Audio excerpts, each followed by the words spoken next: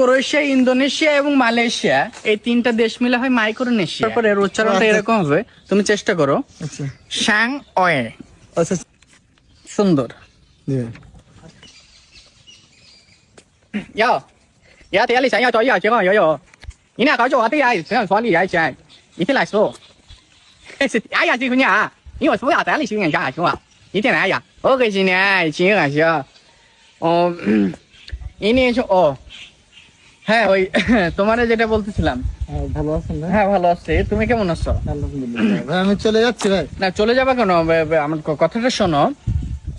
মূলত তুমি তো জানো আমি বিভিন্ন দেশে আমার বিজনেস থাকে। জি জি।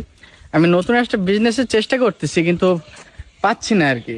হন্ডুরাস এবং হাঙ্গেরি এই দুইটা দেশে আমি মূলত পাঠাবো আর কি ও জিনিসটা, business? যেটা যে বিজনেসটা করবো আর কি। আচ্ছা তাহলে তো আপনারা এখন যেহেতু বিজনেস করতেছেন না, তো টাকা পয়সা তো নেই মানে কি বলতেছো? আমার কাছে কয়েক কোটি কোটি টাকা। তুমি হয়তো জানো না, সম্প্রতি একটা জরিপ হয়েছে। হ্যাঁ কি জরিপ ভাই? এই যে জরিপটা, ওই যে যারা মান্থলি হ্যাঁ। মানে মাসে 5,000 টাকা ইনকাম করে জি। এদেরকে বলা হয় মিসকিন। মিসকিন? ভাই তো আমাদের তো 5,000 টাকা ইনকাম নেই, তাহলে আমরাও কি মিসকিন নাকি?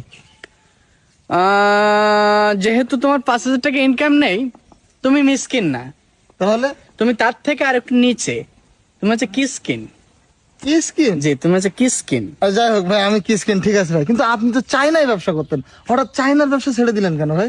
চায়নায় ওটা এখন আমি চায়নায় যে প্রোডাক্ট গুলো সেল করতাম, মূলত বাগের ব্যবসা ছিল, ওইটা এখন বাঘ তো দেশে কম হয়ে গেছে সুন্দরবনে, যার কারণে আমি বাগের ব্যবসাটা ওটা করে দিছি। আমি এখন ভিন্ন অন্যরকম একটা ব্যবসা চিন্তা করতেছি। আমার যে পার্টনার ছিল ওই যে ও এখন মাইক্রোনেশিয়ায় থাকে। মাইক্রোনেশিয়া? মাইক্রোনেশিয়া, ক্রোয়েশিয়া, ইন্দোনেশিয়া এবং মালয়েশিয়া, এই তিনটা দেশ মিলে হয় মাইক্রোনেশিয়া। ও আচ্ছা আচ্ছা, মানে আপনার নাম দিয়েছেন? জি আমি নাম দিছি। আপনার পার্টনার কে ছিল ওখানে? ওর নামটা ছিল শাং ওয়ে।